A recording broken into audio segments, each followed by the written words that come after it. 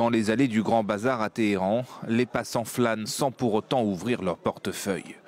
L'inflation galopante, la faible croissance et les sanctions internationales minent l'économie iranienne et frappent durement les citoyens. La situation économique pour les gens est terrible. Tout le monde ne peut pas se permettre d'acheter des habits aujourd'hui.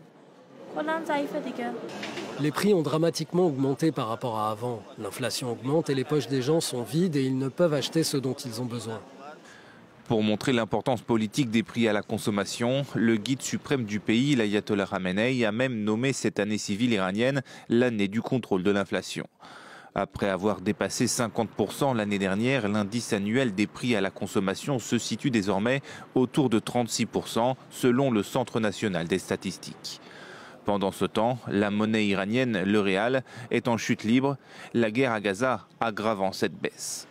Associés à la montée des incertitudes politiques et économiques, ces problèmes ont incité de nombreux Iraniens à placer leur argent dans des valeurs refuges pour se protéger contre les pertes, comme l'achat d'une maison, de bijoux ou même d'iPhone.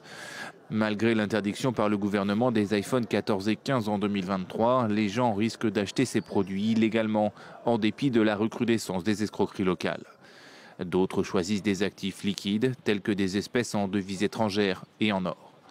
L'économie iranienne reste également impactée par les sanctions américaines imposées à cause de son programme nucléaire contesté.